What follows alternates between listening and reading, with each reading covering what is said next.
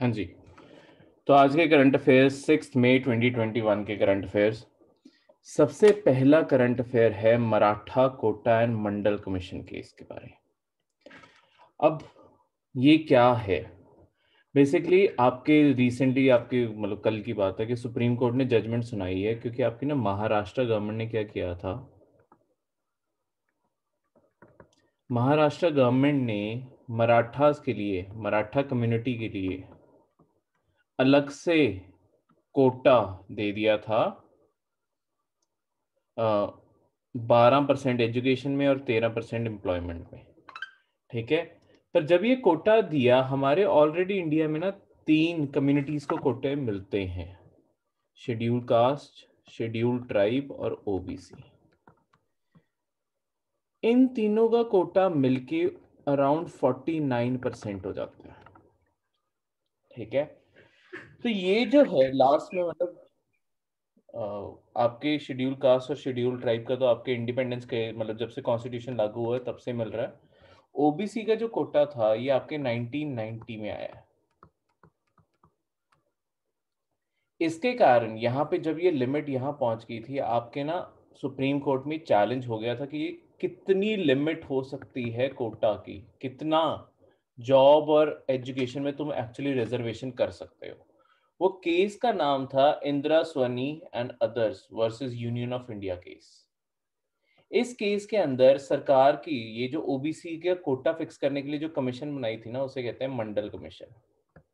Basically मंडल commission ने recommend किया था कि इंडिया में जो ओबीसीज हैं उनकी पॉपुलेशन देखते हुए 27% रिजर्वेशन ओबीसीज को दी जाए पूरे कोटा में। ठीक है। तो इसके कारण जो मंडल कमीशन की ये पूरी रिपोर्ट थी, ये चैलेंज हुई कि कितने परसेंट तक कोटा हो सकता है और क्या ये मंडल कमीशन की जो रिपोर्ट सरकार ने लागू करवाई है ये एक्चुअली वैलिड है। तो आपकी इस केस के अंदर सुप्रीम कोर्ट ने ना 50% एज अ लिमिट फिक्स कर दी थी कि जितनी भी सीटें हैं उसका 50% से ज्यादा कभी भी रिजर्वेशन में नहीं जा सकता। ठीक है। तो 50% रिजर्वेशन मैक्सिमम है। पर कुछ टाइम से क्या हो रहा है, जैसे आपके कर्नाटका में भी, आपके हरियाणा में भी, कई स्टेट्स में लोकल जो इन्फ्लुएंशियल कम्युनिटीज भी हैं, ठीक है, उनके नाम पे रिजर्वेशन इशू की जा रही है।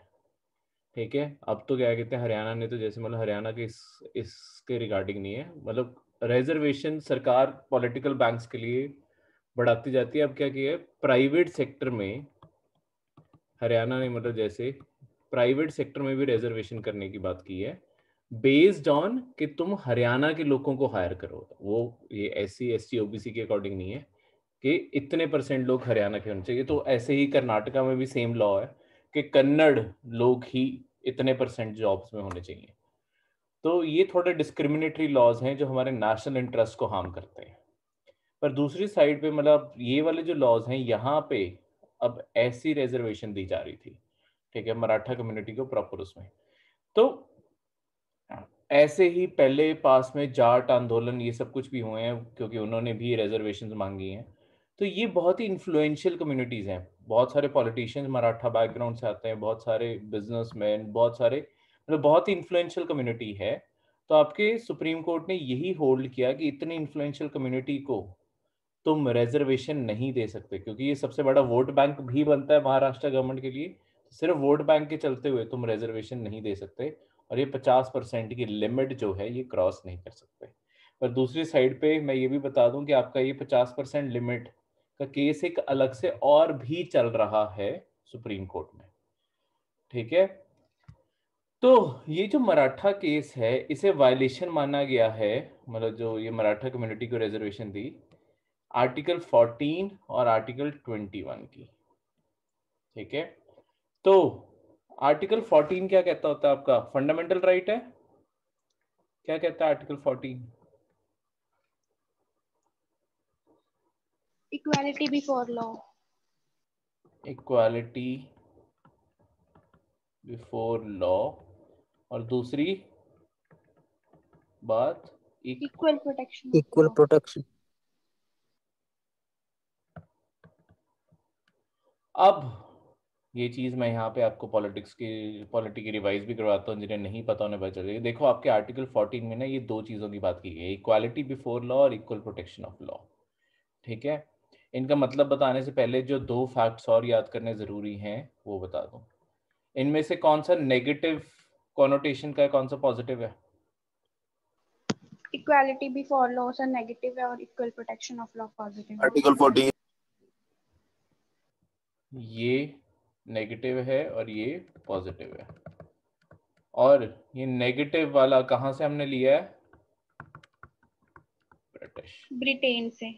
और ये अमेरिका। ये अमेरिकन प्रिंसिपल है। ये ब्रिटिश प्रिंसिपल है और ये अमेरिकन प्रिंसिपल है। अब इन दोनों का मतलब क्या होता है? दोनों में बहुत ही छोटा सा फर्क है। ठीक है, मतलब दिखने में बहुत छोटा सा फर्क है पर मतलब में बहुत बड़ा है। इक्वालिटी बिफोर लॉ का मतलब है all are same for law. ठीक है, सारे लोग सेम हैं लॉ के लिए। तो उसके लिए क्या होगा? Any special privilege not considered. किसी के पास कोई स्पेशल प्रिविलेज भी है वो उसे छीन ली जाएगी, वो नहीं कंसिडर की जाएगी जब उसके उसके ऊपर कोई फैसला सुनाया जा रहा है या कुछ। यानी कि अगर अमीर गरीब में फर्क है, ठीक है, अमीर और गरीब में वेल्थ का फर्क है, पर अगर अमीर और गरीब में वेल्थ का फर्क है, अगर तुम वेल्थ को हटा के केस सुनाओगे और क्राइम दोनों ने सेम कमिट किया है तो सजा भी सेम मिलनी चाहिए। ये होता है equality before law. Equal protection of law का मतलब है law applies same on people in same circumstances। ठीक है, कल ही मुझसे निशांत है ना, क्लास में नहीं है, कल निशांत ने डाउट पूछा था तो मैंने सोचा डिटेल में बता दूं। तो law apply same on people in same circumstances, यानी कि कोई भी जो कानून बनाया जाता है, एक कानून उन लोगों के ऊपर बराबर से लगेगा जो सेम हालातों में है। ठीक है, मतलब सेम सर्कमस्टांसेस। जैसे कि अगर किसी ने मर्डर किया है, वो कानून उसके ऊपर अप्लाई होगा, तुमने थोड़ी किया है, तुम्हारे ऊपर नहीं अप्लाई होगा। तो दो मर्डरर्स हैं, उनके ऊपर सेम कानून अप्लाई होगा। तुम एज अ इनोसेंट सिटीजन हो, तुम्हारे ऊपर वो कानून अप्लाई नहीं होंगे। ठीक है, तो जो जिस सर्कमस्टांस में, जैसे कि लेट्स सपोज तुम रिजर्वेशन पॉलिसी बनाते हो, अब रिजर्वेशन सबके लिए नहीं है। जो उन सर्कमस्टांसेस में है, यानी कि जो हमारी रिजर्वेशन पॉलिसी कहती है, जो सोशली और कल्चरली बैकवर्ड है, सिर्फ उन्हें रिजर्वेशन मिलेगा, बाकियों को नहीं मिलेगा। ठीक है, तो सेम सर्कमस्टांसेस के लोगों के ऊपर लॉ अप्लाई जो होता है उसे कहते हैं इक्वल प्रोटेक्शन ऑफ लॉ। यानी कि लॉ सबके लिए बराबर है, मतलब लॉ उन सबके लिए बराबर है जो एक ही सर्कमस्टांस में है। यानी कि लॉ में फर्क हो सकता है, इसका ये दूसरी साइड से ये मतलब आएगा कि लॉ में हमेशा फर्क हो सकता है डिपेंडिंग कि वो अप्लाई अलग अलग टाइप के लोगों के ऊपर हो रहा है। क्लियर है? आर्टिकल 14 में कोई भी डाउट हो?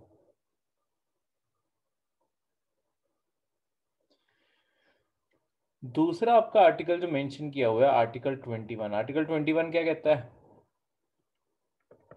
राइट टू लाइफ से। Right to life. Right to life दिखने में सबसे छोटा आर्टिकल है पर मतलब में सबसे बड़ा आर्टिकल है। राइट टू लाइफ का मतलब होता है तुम्हें जीने के लिए क्या क्या चीज चाहिए।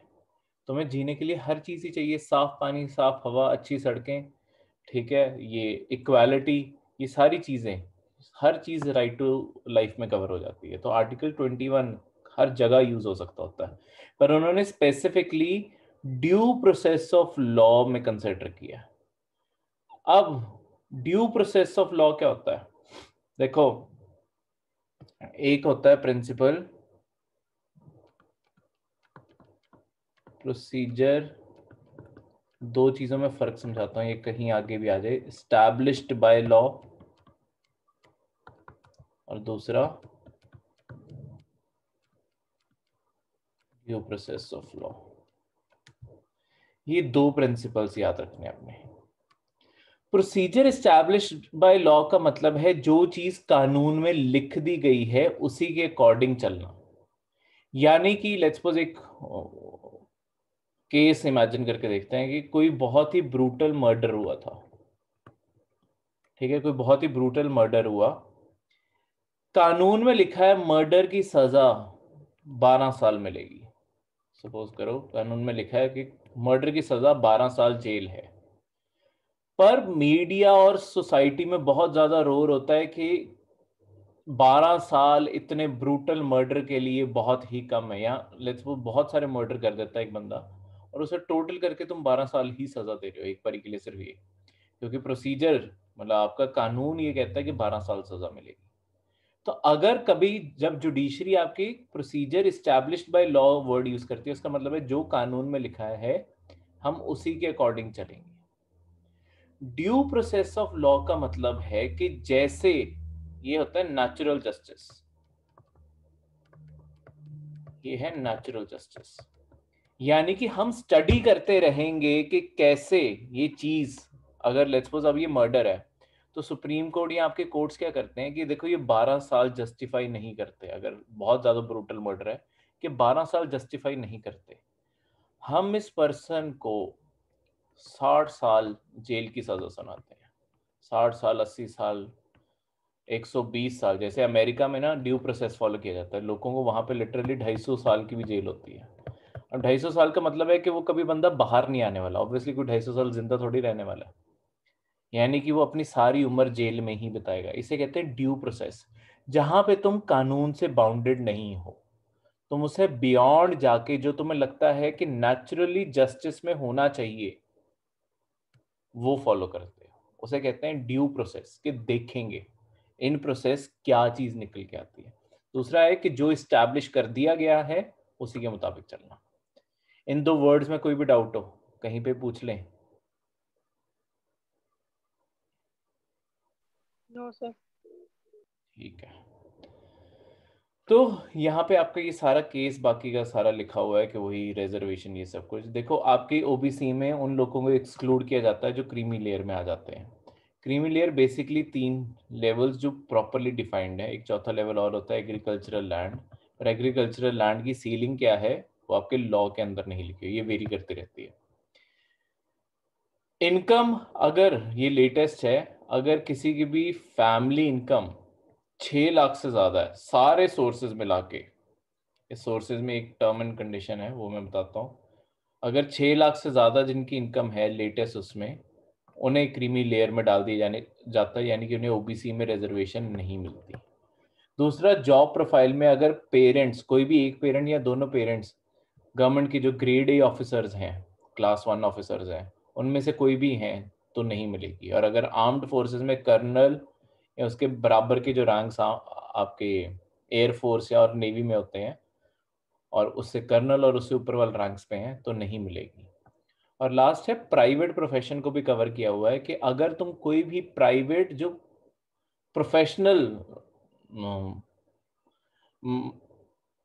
कोर्स माना जाते हैं, जैसे कि डॉक्टर हो गया, इंजीनियर हो गया, लॉयर हो गया, ठीक है, स्पोर्ट्स पर्सन हो गया, मतलब एक कोई तुम बहुत ही जहाँ पे तुम्हें स्टेटस मिलता है सोसाइटी में, अगर तुम उनमें हो तब भी तुम्हें क्रिमिनल नहीं मिलती। एग्रीकल्चरल लैंड में सीलिंग्स चेंज होती रहती हैं तो ये फिक्स नहीं है कानून के अंदर, ठीक है, मैं कानून ही पढ़ रहा था तभी ज़्यादा टाइम लगा। तो ये सारी प्रोफाइल्स लिखी हुई हैं वो नहीं लिखी हुई इसके अंदर। नेक्स्ट इज प्रधानमंत्री गरीब कल्याण अन्न योजना। देखो ये स्कीम जो है ये लास्ट ईयर कोविड के टाइम लॉन्च की गई थी ताकि आपके जितने भी इंडिया में पुअर हैं, जस्ट बिकॉज उनका लॉकडाउन और ये सारी चीज़ों के कारण उनका रोजगार सब कुछ छिन गया है, ऐसा ना हो कि वो भुखमारी से मर जाए। इंडिया में एक बहुत बड़ी प्रॉब्लम हमारे न्यूट्रिशन की है। अगर हम अपनी पॉपुलेशन में न्यूट्रिशन नहीं दे पाते तो एक्चुअली पॉपुलेशन बहुत ज़्यादा सफ़र करेगी, ठीक है। इंडिया ने जब से इंडिपेंडेंस हुई है लगातार काम कर करके अभी मॉल न्यूट्रिशन हमने ड्रॉप करना शुरू किया था, ठीक है, कुपोषण की कमी और ये सारी चीज़ें, पर अभी भी इंडिया में ज़्यादातर मैक्सिमम फैमिलीज 60% फैमिलीज को प्रॉपर न्यूट्रिशन नहीं मिल पा रहा अभी भी इंडिया में। तो ये सारी दूर करने के लिए चीजें हमने एक्चुअली इंडिया में एक एक्ट बनाया था, नेशनल फूड सिक्योरिटी एक्ट 2013। इसके अंडर अराउंड 81 करोड़ लोगों को, इंडिया की टोटल आबादी अब लेटेस्ट सेंसस के बाद 150 करोड़ के आसपास होगी, ठीक है, यानी कि तुम ऑलमोस्ट 50% से ज्यादा, वही 60% लोगों को तुम अभी खाना फ्री में खिला रहे हो, फ्री नहीं है, सब्सिडाइज्ड रेट पे। तो 81 करोड़ लोगों को जो खाना मिलना है, इन्हें 3 रुपए पर केजी के अकॉर्डिंग राइस मिलता है, वीट 2 रुपए के अकॉर्डिंग मिलता है, और कोर्स ग्रेन 1 रुपए के अकॉर्डिंग मिलता है, ठीक है। तो ये सारे के सारे आपके जो किराना, जो आपके पीडीएस शॉप्स हैं, वहाँ से ये सारी चीज़ें मिलती हैं। तो ये जो था आपके लॉकडाउन के टाइम, ये चीज़ें ना हो किसी के साथ भी, तो उन्हें 5 किलो वीट और या राइस में से कोई भी चीज़, 1 किलो दाल, ये हर फैमिली जिसके पास भी राशन है उन्हें फ्री में देने की ये पूरी स्कीम शुरू की गई थी। वैसे आम दिनों में जब मतलब ये लॉकडाउन्स नहीं थे, तब इस रेट पे चीज़ें मिलती हैं, ठीक है। तो एक इंडिया की और जो आपको एक्चुअली पेपर में इसी से जुड़ी हुई स्कीम आ सकती है, वो है one nation one ration card. ये मार्च 2021, क्योंकि मार्च जो 2021 है उससे ये पूरे इंडिया में अप्लाई करनी हम शुरू कर चुके हैं। इससे होगा क्या, पहले क्या होता था, जिसके पास भी राशन कार्ड है वो हमेशा जो उसकी नियरेस्ट पब्लिक डिस्ट्रीब्यूशन शॉप है, ठीक है, जो किराने की दुकान है, सॉरी राशन की जो दुकान है सबसे पास वाली, जो उसे अलॉटेड है, वो सिर्फ वहीं से राशन ले सकता है। पर लेट्स सपोज वो एक पर्सन यूपी से था और वो महाराष्ट्र चला गया, मुंबई चला गया, और अब वहां रह रहा है, तो यानी कि अब तो उसे वहां पे ये फ्री का जो रिसोर्स जो गवर्नमेंट की तरफ से सब्सिडाइज्ड रेट पे चीजें मिल रही हैं, वो मिल ही नहीं पाएंगी, क्योंकि वो अपनी राशन की दुकान से बहुत दूर आ गया। तो ऐसे लोगों को प्रॉब्लम ना हो, कहीं पे भी अगर वो ट्रैवल कर रहे हैं, कहीं पे भी उनकी एम्प्लॉयमेंट शिफ्ट होती है और उन्हें शिफ्ट होना पड़े, हम one nation one ration card system बना रहे हैं। इसमें क्या कर रहे हैं, हम सारा का सारा सिस्टम जो है वो डिजिटाइज कर रहे हैं, सारी राशन की दुकानें डिजिटाइज हो जाएंगी। जो राशन कार्ड हैं, किसी का डेटा कहीं पे भी है, वो जैसे ही मतलब अपना राशन कार्ड देगा, वो स्कैन होगा, वहां पे नंबर होगा, तो लास्ट टाइम उन्हें राशन कब मिला है, कहाँ पे मिला है, और अब वो कहाँ रिसीव कर रहे हैं, वो सब कुछ फाइल हो जाएगा। तो एक पर्सन इंडिया में कहीं पे भी घूम रहा है, अगर उसे राशन चाहिए उसे मिल जाएगा, ठीक है, मतलब जिनके पास राशन कार्ड है उनके लिए। क्लियर है?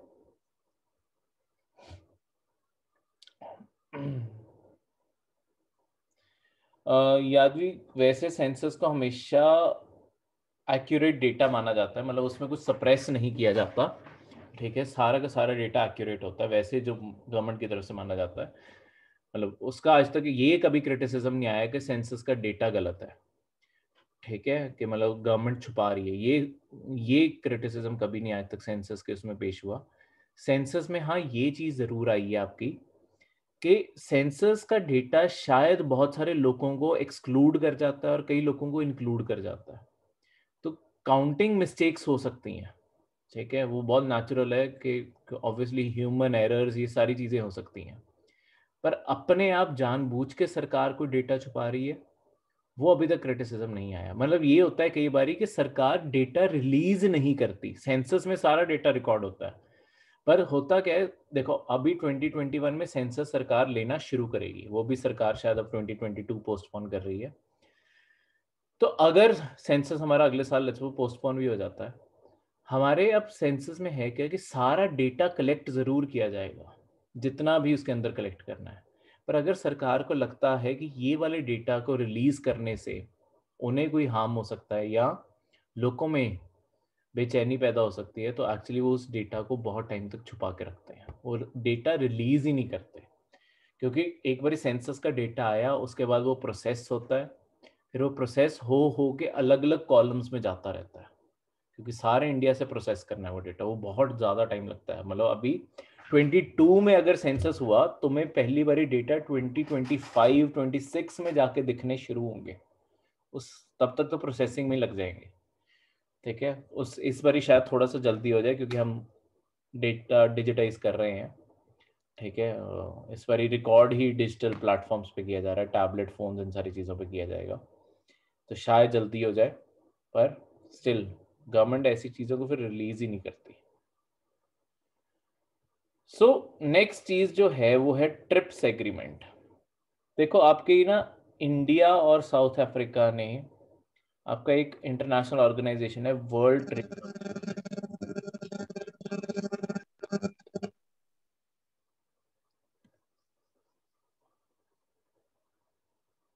किरण आप कुछ कहना चाहते थे, तो आपकी बेसिकली डिस्टरबेंस आ रही थी, मुझे आवाज नहीं आई। आप चाहे मैसेज पे कह दो, आपका माइक ऑन हुआ था। हाँ, इंडिया और साउथ अफ्रीका ने बेसिकली एक रिक्वेस्ट डाली थी आपकी इंटरनेशनल ऑर्गेनाइजेशन में, वर्ल्ड ट्रेड ऑर्गेनाइजेशन। ये जो ऑर्गेनाइजेशन है वर्ल्ड ट्रेड ऑर्गेनाइजेशन, बेसिकली ये आपके ना दुनिया भर में ये बनाई इसलिए गई है ताकि ये दुनिया भर में ट्रेड के स्टैंडर्ड रूल सेट कर सके और दुनिया में ट्रेड इनकरेज कर सके। ठीक है, तो ऐसी चीजों के लिए ये ऑर्गेनाइजेशन बनाई गई थी। अब यहाँ पे क्या होता है कि आपकी जो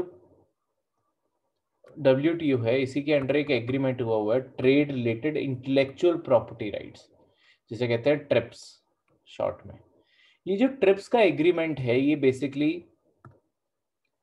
आपकी कंट्रीज को अलाउ करता है, मतलब ये जो ट्रिप्स का एग्रीमेंट है ये एक कंट्री के किसी एक कंट्री में अगर किसी ने कोई इंटेलेक्चुअल प्रॉपर्टी क्लेम की है कि ये प्रॉपर्टी, इंटेलेक्चुअल प्रॉपर्टी होता है जैसे तुम कोई चीज़ कॉपीराइट, कोई ट्रेडमार्क करवाना चाहो, कोई जोग्राफिकल इंडिकेशन लेना चाहो, ये जो जितनी भी GI टैग्स होते हैं ये सब कुछ, ये किसी ना किसी करंट अफेयर में पढ़ेंगे। तो मतलब जो भी आपके इंटेलेक्चुअल पेटेंट होते हैं, जो अगर तुमने किसी एक कंट्री में तुमने पेटेंट फाइल किया है, तुम चाहते हो कि मुझे बाकी कंट्रीज में भी प्रोटेक्शन मिले, तो ये ट्रिप्स जैसे एग्रीमेंट्स तुम यूज कर सकते हो पूरी दुनिया में उसके लिए प्रोटेक्शन लेने के लिए। तो इसके चलते हुए मतलब ये ट्रिप्स आपके इंटेलेक्चुअल प्रॉपर्टी राइट्स को प्रोटेक्शन देता है।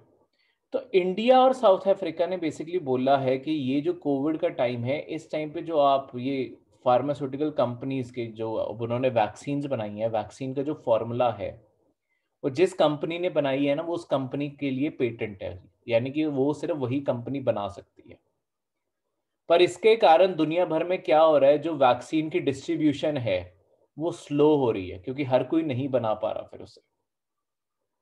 तो इंडिया और साउथ अफ्रीका ने ये बोला है कि ये जो पेटेंट्स हैं, क्योंकि कोविड-19 एक बहुत बड़ी प्रॉब्लम है, हमें ये सारे पेटेंट्स एक बारी के लिए कैंसिल कर देने चाहिए। ये प्रोविजन है ट्रिप्स के अंदर ही कि अगर कंट्रीज सारी एग्री करेंगी तो ये सस्पेंड हो सकते हैं आपके सारे के सारे इंटेलेक्चुअल प्रॉपर्टी राइट्स, और फिर वो जो डेटा होगा वो सारी कंपनीज के लिए अवेलेबल होगा। मतलब ऐसा नहीं कि कोई भी फिर घर पे बना सकता उसे, यानी कि तुम लाइसेंस लोगे कि हाँ तुम्हारे पास बनाने की टेक्निक आ गई है और तुम बना सकते हो, और उसके मुताबिक वो चीज होगी। क्लियर है? कोई भी डाउट यहाँ पे? तो ये सारा का सारा इसके अंदर प्रिंसिपल था ट्रिप्स एग्रीमेंट का, यही सारे पॉइंट्स लिखे हुए हैं इसके अंदर। तो इंडिया और साउथ अफ्रीका ने बोला है। अमेरिका ने अभी तक, America one of the countries है जो ब्लॉक कर रही है कि पेटेंट नहीं खत्म होना चाहिए, ऑब्वियसली कैपिटलिस्ट कंट्री है। पर इस टाइम फायदा दुनिया भर का इसी चीज में है कि अगर कोविड की आपकी खत्म कर दी जाए पेटेंट्स, तो आपके जितने भी वैक्सीन मैन्युफैक्चरर्स हैं दुनिया भर में वो वैक्सीन बना पाएंगे। और जो अभी जैसे इंडिया की ही कैपेसिटी लगा लो, हम एक महीने में इस टाइम 10 से 15 करोड़ डोसेज ही बना सकते हैं। ये भी जून तक एक्सपैंड हो रही है, जून में जाके कहीं ये कर पाएंगे। तो तब जाके अगर मतलब सारी दुनिया बनाने लग जाए तो एक महीने में सारी दुनिया मिलके आराम से 100 करोड़ भी बना दे, और हमें सिर्फ 10 में, तब भी हमें 10 महीने लगेंगे सारी दुनिया को वैक्सीन करने में, हर पर्सन को वैक्सीन करने में। तो नेक्स्ट है central drug standard control organisation. देखो आपके एक ये central drugs standard control organisation क्या है, इंडिया के अंदर कोई भी फार्मास्यूटिकल या मेडिकल डिवाइस को अगर अप्रूव करना है, वो सारे के सारे ये central drug standard controls organisation करके देती है। इसकी परमिशन चाहिए अगर आपको कोई भी इंडिया के अंदर नया ड्रग या वैक्सीन भी लॉन्च करनी है, वो इनकी परमिशन चाहिए।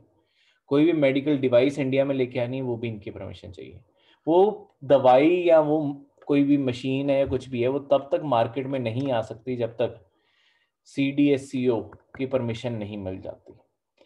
अब central drug standard control organisation के अंदर एक ऑफिस है जो एक्चुअली ये सारी परमिशन देता है। ये पूरी ऑर्गेनाइजेशन है, इसका जो हेड होता है वो होता है drugs controller general of India. Actually ये रेगुलेट करता है सब कुछ, पर बोला यही जाता है, मतलब अगर आपको ये ऑप्शन आए या ये ऑप्शन आए, दोनों ऑप्शन सही होंगे, ठीक है। अगर इन स्पेसिफिक इन दोनों में से पूछा जाए तो drugs controller general of India करता है, पर ये इसी विद इन CDSCO, ये इसका हेड ही है, चेयरमैन है इसका, तो ये अप्रूव करता है फाइनल, ठीक है। और ये पूरा ऑफिस आपका ministry of health and family welfare के अंडर है। ये मतलब जो पूरी अथॉरिटी ऑर्गेनाइजेशन है, ये इस मिनिस्ट्री के अंडर है।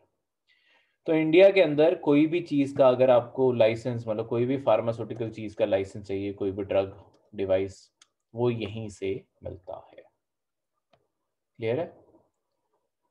तो न्यूज़ इसी के बारे थी बेसिकली। आपका एक एंटीबॉडी ट्रीटमेंट का एक और कोविड के चलते हुए एक एंटीबॉडी ट्रीटमेंट अप्रूव की गई है और इंडिया में, जो बेसिकली जब डोनाल्ड ट्रंप को जो जब कोविड हुआ था उन्हें दी गई थी और बहुत जल्दी वो रिकवर कर गए थे। तो इंडिया में भी अब ये चीज़ अवेलेबल हो जाएगी, और क्योंकि ये इफेक्टिव पाई गई है तो इंडिया की पॉपुलेशन के लिए भी अब ये अवेलेबल हो जाएगी। Next is Starlink. ये देखो ऐसे ना प्राइवेट कंपनीज के भी आपको पेपर में क्वेश्चन आए होते हैं, प्राइवेट कंपनीज के भी इनिशिएटिव, जैसे गूगल का एक वो था बैलून करके, मतलब एक गूगल का कोई, अब मुझे एग्जैक्ट नाम नहीं है उस प्रोग्राम को, बहुत साल पहले करंट अफेयर था वो, आपके यूपीएससी के करंट पेपर में आया हुआ था कि ये जो भी वो चीज थी उसका नाम लिख के ये किस कंपनी का इनिशिएटिव है। तो आपको हमेशा ऐसी चीजें आ सकती हैं कि ये किस कंपनी का है। तो स्टारलिंक बेसिकली जो आपकी स्पेस एक्स कंपनी है ना, इनका इनिशिएटिव है, जिसका फाउंडर है एलॉन मस्क।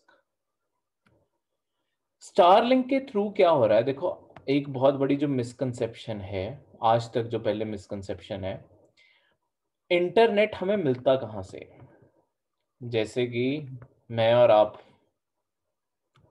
चाहे आप बाद में रिकॉर्डिंग देख रहे हो या चाहे लाइव देख रहे हो, ये जो लाइव चीज भी आपके पास आ रही है, ये आ कैसे रही है। एक बहुत बड़ा लोगों में मिसकंसेप्शन ये है कि हम सैटेलाइट के थ्रू इंटरनेट चलाते हैं। ऐसा नहीं है। हो क्या रहा है, मैं यहाँ पे जो भी बोल रहा हूँ वो यहाँ से मेरे, मतलब जो भी वाईफाई सिग्नल है उससे अल्टीमेटली राउटर में जा रहा है, राउटर से ये डेटा आपकी ऑप्टिकल फाइबर केबल्स में जा रहा है।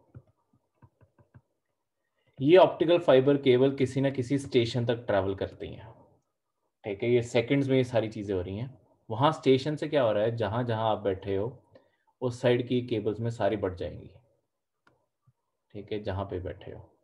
उसके बाद आपका जो नियरेस्ट स्टेशन है वहाँ पहुँच जाएंगी। वहाँ पहुँच के जो आपके घर को सप्लाई जा रही है, वहाँ पहुँच के आपको जो वाईफाई सिग्नल मिल रहा है वहाँ तक ये पूरी सप्लाई जा रही है। ये सिर्फ देश के अंदर नहीं होता, ये पूरी दुनिया में। आपके जो समुंदर है ना, समुंदर के अंदर भी हमने ऑप्टिकल फाइबर केबल्स बिछा के रखी हुई हैं। सारे समुद्रों के अंदर केबल्स बिछी हुई हैं, उन्हें लगातार मेंटेन किया जाता है, उनकी ऑपरेशनेबिलिटी चेक की जाती है, उनके कॉन्ट्रैक्ट्स निकलते हैं बहुत बड़े बड़े, ठीक है। तो यहाँ से अगर तुम किसी को बैठे हुए जब कनाडा व्हाट्सएप या कोई भी कॉल भी लगाते हो, यहाँ मतलब डिस्टेंस दूर इमेजिन करने की, यूएसए कनाडा लंदन कहीं पे भी तुम कॉल लगा रहे हो, तो आपकी जो कॉल जाती है, जो लाइव वीडियो स्ट्रीम आ रही है, कुछ भी आ रहा है, वो सेकंड्स में इंडिया से डेटा समुंदर के थ्रू, केबल्स के थ्रू वहां पहुंच रहा है और वहां से वापस आ रहा है। तो ये दुनिया की टेक्नोलॉजी है जहां पे हम सेकंड्स में एक दूसरे से बातें कर पा रहे हैं, बिल्कुल लाइव, उस पर बिना किसी डिले के, पूरी दुनिया में। पर ये सारे काम करती हैं केबल्स के ऊपर। अब ऐसा नहीं है कि सैटेलाइट के थ्रू इंटरनेट नहीं चलता, सैटेलाइट के थ्रू इंटरनेट चल सकता है, पर सैटेलाइट के थ्रू इंटरनेट बहुत ही कॉस्टली है। जो अभी तुम महीने का ज़्यादा से ज़्यादा 500 या 1000 का प्लान डलवाते हो, अगर तुम्हें उतना ही जितना तुम डेटा यूज़ कर जाते हो, मैं उसी डेटा के अकॉर्डिंग बताता हूँ, अगर तुम वही डेटा सैटेलाइट के थ्रू यूज़ करना चाहोगे, तुम्हें जब ये तुम्हारा 1000 रुपये बिल है ना, ये लाख रुपए बिल होगा।